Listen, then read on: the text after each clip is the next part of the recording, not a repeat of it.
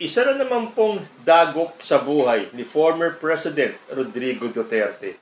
Hindi kaya binabangungot na si former President sa mga dagok na dumadating sa kanya? Ang pinaka-latest po, Muntinlupa Court acquits De Lima on last case. Balita din ng GMA Integrated News, Court dismisses De Lima's final drug case. After 7 years, former Senator Leila De Lima is cleared of all drug charges against her as a Muntinlupa court on Monday granted her demurrer to evidence, effectively dismissing her third and final drug case. In a decision, Muntinlupa City Regional Trial Court Branch 206 granted the demurrer for failure of the prosecution to prove the guilt of all accused beyond reasonable doubt. Sabi ng korte, assessing the totality of the evidence presented by the prosecution, the court is of the firm resolve and so holds that the prosecution was not able to prove the guilt of all accused beyond reasonable doubt. Kasama pong na-acquit ni De Lima sina former Corrections Director Franklin Bocayo, De Lima's former bodyguard Ronnie Dayan, Jonel Sanchez, and Jad Dera. So, lumalabas po nito na talagang walang kasalanan si De Lima dahil tatlo po yung kaso niya. Yung una po niyang acquittal dumating noong February 2021 when the Muntinlupa City RTC Branch 205 junked 1 over 3 cases.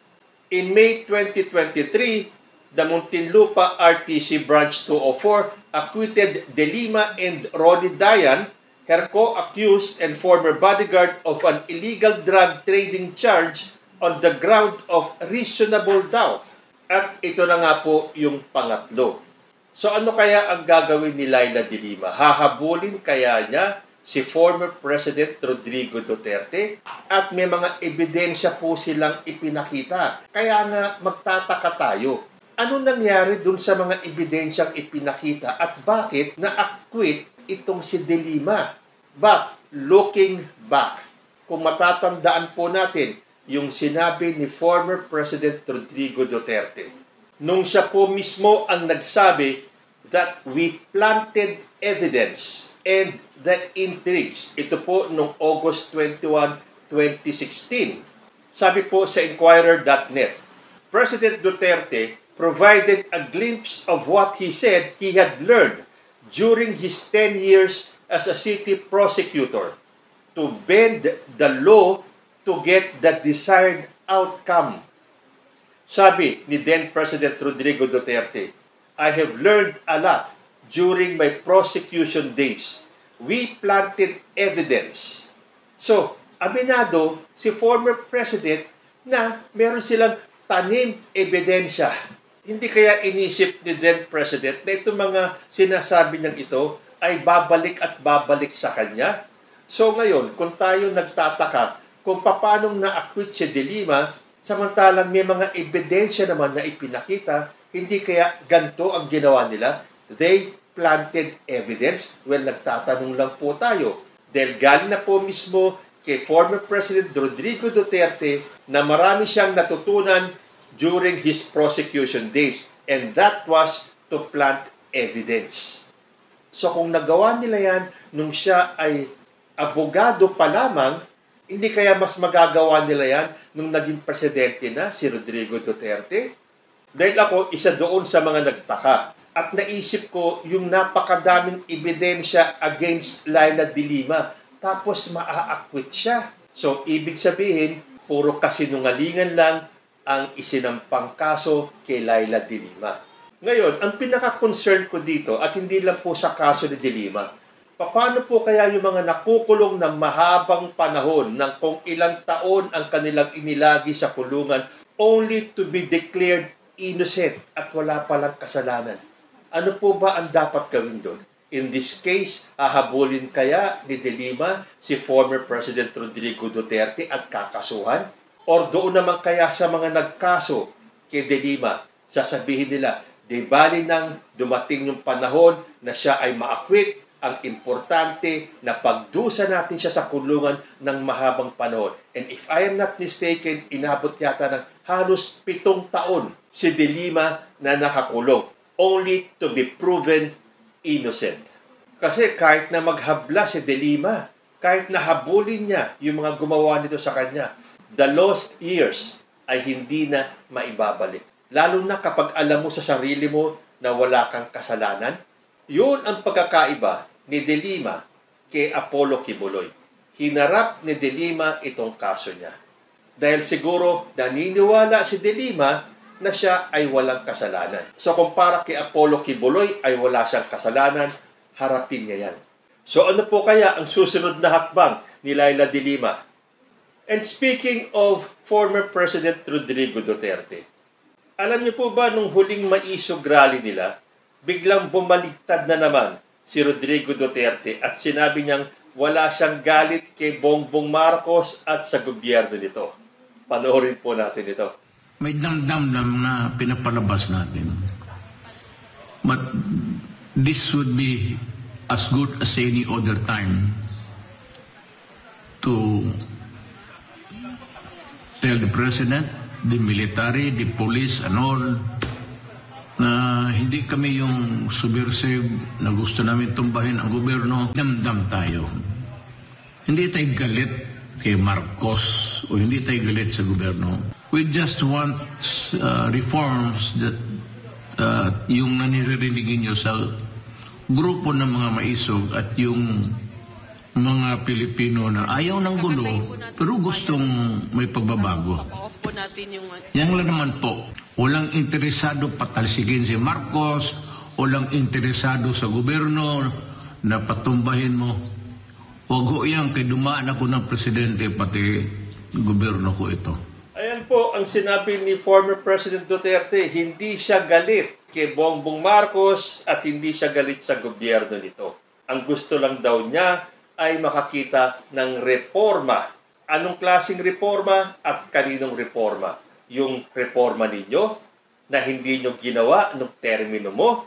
Tapos ngayon, iba na ang presidente, gusto mong ipilit yung mga reformang hindi mo ginawa nung ikaw ay presidente at gusto mo gawin ni President Bongbong Marcos. At kapag hindi sinunod ni Bongbong Marcos yung mga reforma na gusto mong mangyari, sigurado niyan, after a few days nitong sinabi niyang hindi siya galit kay Bongbong, babaliktad na naman po si Rodrigo Duterte. Sabi pa niya, walang interesadong patalsikin si Marcos at walang gustong patumbahin ang gobyerno nito. Kaya lang, bakit nung gabi ng maisog rally na yon, nanggagalaiti si Harry Roque at hindi yata narinig itong statement ni Digong. Pero pakinggan niya natin itong si Harry Roque kung saan umuusok po ang kanyang tenga sa galit. Sa inyong mga kampo ng kadiliman, ito lang ang sasabihin ko. Lalo nyo akong siraan, lalo akong magsasalita, lalo akong maninindigan, dahil hindi dapat panaig ang puwersa ng kadiliman. Hanggang sa kamatayan, mamamatay para sa bansang Pilipinas. Siraan nyo ako ng siraan, lalo lang lalakas ang aking boses. Ano ang ating husga kay BBM?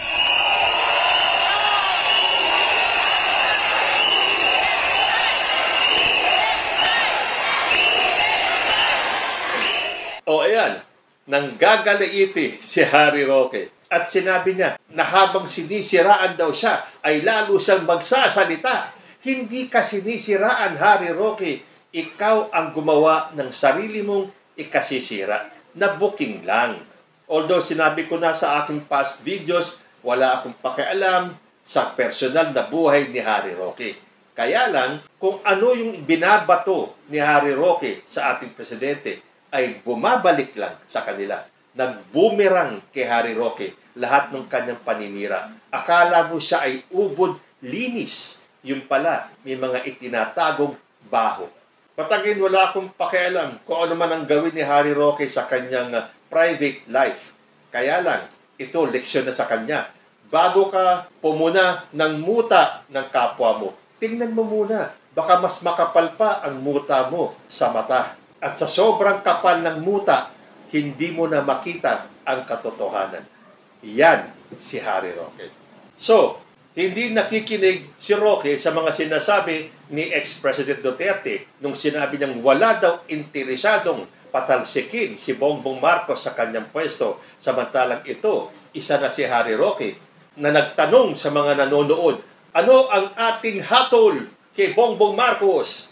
Sigawan yung mga nasa harapan niya, BBM resign! Bongbong resign! At sasabihin ni Digong, wala daw interesado na patalsikin si Bongbong Marcos sa kanyang pwesto. Mag-meeting-meeting kasi kayo dyan. Dapat malaman lahat ng mga alalay ni Digong kung ano ang gusto niyang ipahiwatig.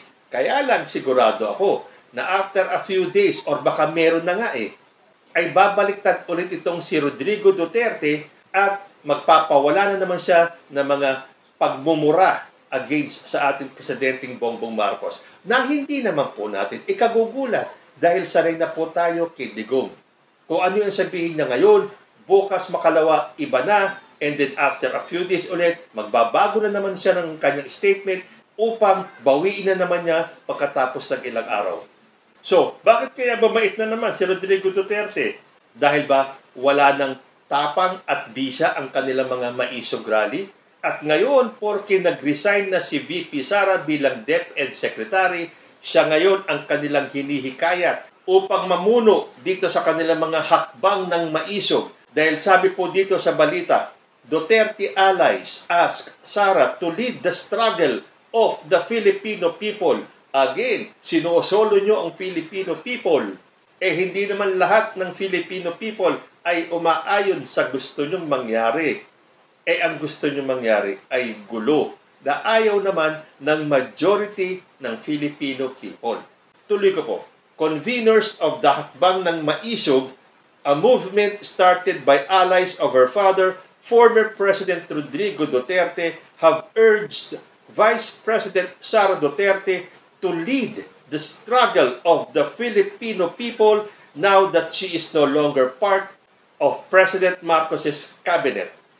So, bibigay kaya si VP Sara at mamuno nga sa mga maisog rally.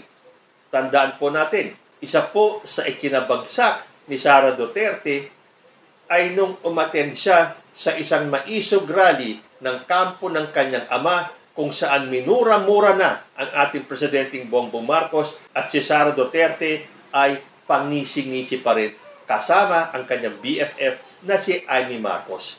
Na habang inaalipusta ng amang si Digong, si President Bongbong Marcos, ay para mga schoolgirls itong si Amy at saka si Sara na naghahagik-gikan pa habang ang kapatid ni Amy Marcos ay niyuyurakan ng dangal.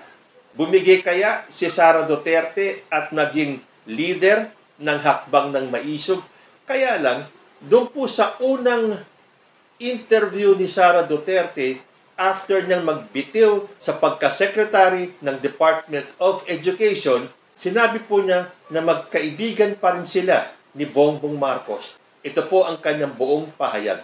Yung pagpunta ko sa mga schools, pakikipag-usap ko sa mga estudyante at pagkikipag-usap ko sa mga guro. Minahal ko talaga yung trabaho ko kaya nalulungkot ako. Pumunta ako sa opisina ni Pangulong Marcos at sinabi ko sa kanya, dala ko yung resignation letter ko.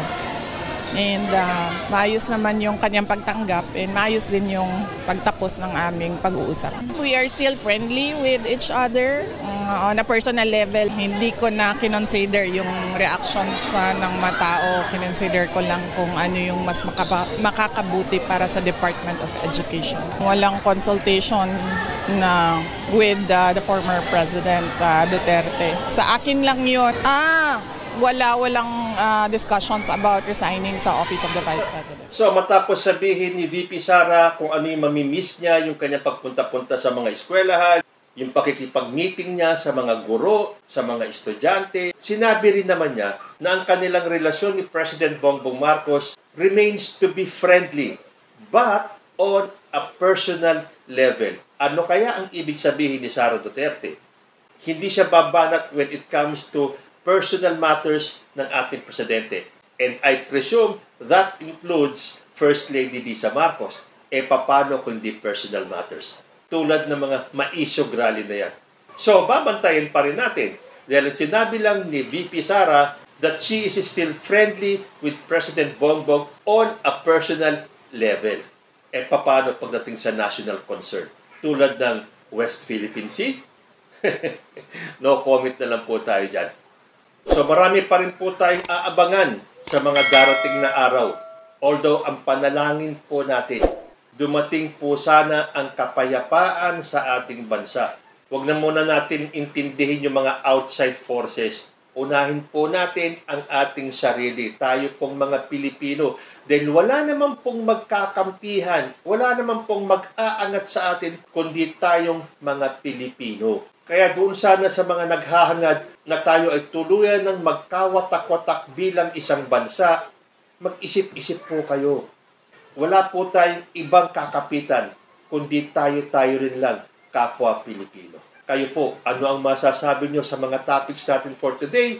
Comment lang po down below at magbabalik ang usapang Tito Manny. Diyos ti Agnina.